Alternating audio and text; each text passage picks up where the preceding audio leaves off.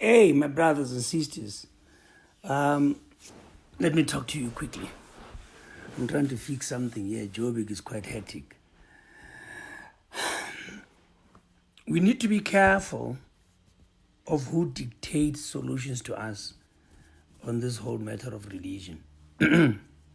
That you and I are seeing the same problem does not give you the right to dictate what the solution should be to me. Let me tell you, I've listened to all these stories about Bushiri, Afrokau, and a lot of other people. There are atrocities for which there are repercussions within the context of the law. And I'm saying to you, let the law take its toll. Let's be careful on this one. You must be careful on this one. You must know what you're asking for. Afrokau pulling a trick on his followers has an element of criminality in that he implicated parties that had nothing to do with this. And in that sense, there's not even criminality. It's a civil matter. They can sue him for damages. That's why the parlor, rightfully so, has pressed charges and the law will take its toll. But that is not justification for the regulation of religion. You need to understand what you want. In a moment of pressure, you need to calmly assess the solution offered you by government. I've repeatedly said to you, if regulations stamped out corruption, there'll be no corruption in government. I've repeatedly said so. All these commissions going on today show us that no degree of regulation can stamp out corruption. Let's go back to the role of the CRL Rights Commission. They are there to constitutionally, the CRL Rights Commission exists to protect the cultural, religious, linguistic rights of all South Africans. They exist to ensure that your religious, your cultural, and linguistic rights are not trampled underfoot. The first thing that strikes you is XALUVA operates as if it is the R Commission. This lady has completely neglected her cultural and linguistic responsibilities. She's obsessed with religion, but unfortunately it's blind obsession. Right now, you never hear XALUVA raise any cultural issues publicly. We lost 21 boys in initiation schools over the festive season. She's quiet. She's loud about a false resurrection. And she's quiet about real deaths. Maybe before we talk about false resurrection, let's talk about real deaths in circumcision schools. Let's talk about people whose lives have been lost because their rights were violated. We've been making noise, but we're very mellow about ensuring that the circumcision schools are safe if there's need for that at all. Because don't forget, where I sit as a preacher of the gospel, that's complete foolishness. I don't believe anybody needs to be circumcised to connect with him. And it's not in my religious belief that a boy has to go up the mountain to be a man. I believe that if you want to make anybody a man, give him Jesus. But you see, that's the beauty of our Constitution. Our Constitution gives me the right to believe that and to express that right within my daily choices. And that right cannot be regulated. I've repeatedly said, if the regulation or the peer review or self-regulation worked, the Roman Catholic Church should be the squeakiest of all churches. This morning, the Roman Catholic Church there in the Vatican City has forgiven one pedophile. This guy, this HIV positive priest, has slept with 30 boys, and the church says we forgive them. Now that's corruption. And we're saying, in that instance, the law enforcement agency should go to work. Bushiri walking on air is not a crime. If you are dumb enough to believe that, you have a right to believe that. Bushiri photoshopping photos with angels cannot be regulated for or regulated against. As I said to you, where I sit, the trick that Alpha Lukau pulled the other day is not different from what magicians try to do. Right now, you go to these illusionist shows, and these guys claim to cut people in half. Now, are we going to regulate against magicians now?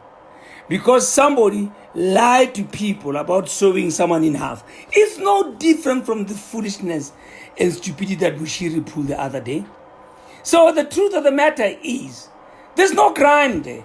And the only people who can shut him down are the people who go to his church.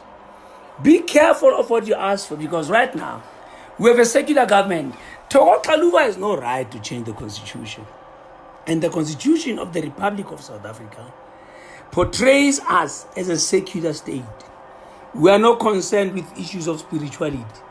Now, while she got her mandate as a commissioner for cultural, religious, and linguistic rights from the same constitution, she's using the Bible to run a department. XALUVA is using the Bible she does not believe in to run a CRL Rights Commission, because where she sits as a commissioner of a secular government, she cannot tell a false from a true prophet.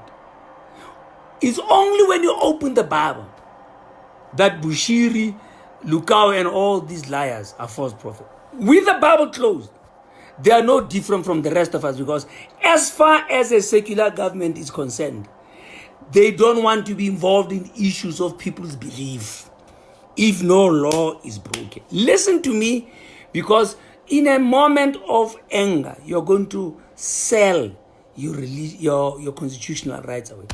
This matter is not a matter of the Bible. I had an interview 2 weeks ago with the BBC, the British Broadcasting Corporation. And after about 45 minutes of interviewing me, the interviewer says, "But you're a pastor. And in this entire interview, we talk about the regulation of the church. You never quoted the Bible." I said, yes, because it's not a biblical issue. The call for the regulation of the church is not a biblical issue. It's a constitutional issue. Please listen. You can't open the Bible to argue for or against regulation of religion. You must open the Constitution. And the question is, do people have a right to practice what their conscience allows them to? Do the people have a right to associate with whoever they want to associate with? Do people have the right to propagate the tenets of their belief, all within the confines of the law? That's all this matter boils down to. And the answer is yes.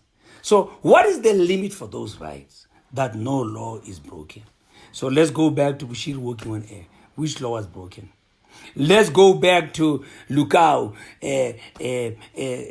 staging that miracle. What law did he break? There are intellectuals there. There are members of parliament in that church. There are lawyers in that church.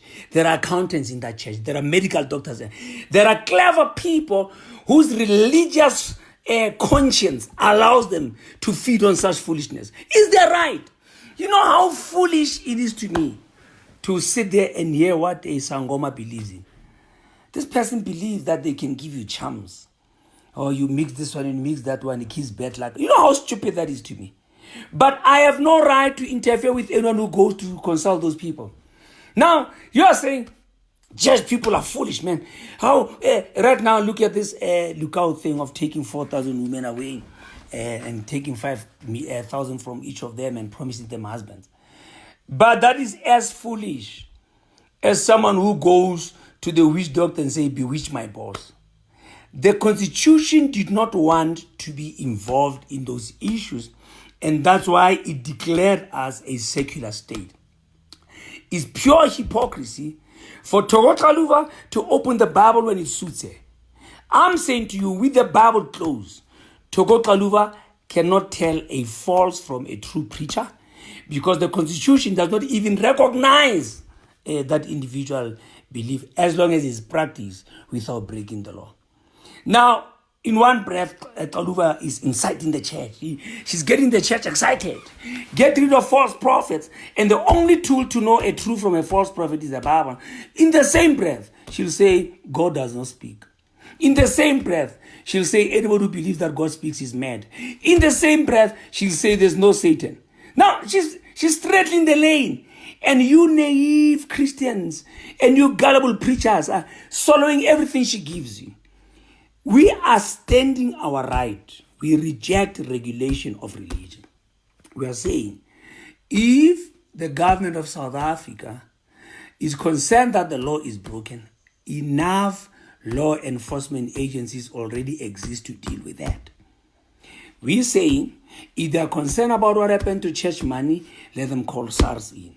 We are saying, if they are concerned about who gets a working permit, regardless of what they're here to do, don't forget preachers and doctors and accountants and engineers, all so-called foreigners. They need working permits. If you say that if they are concerned with who they give working permits to, let the Home Affairs deal with that.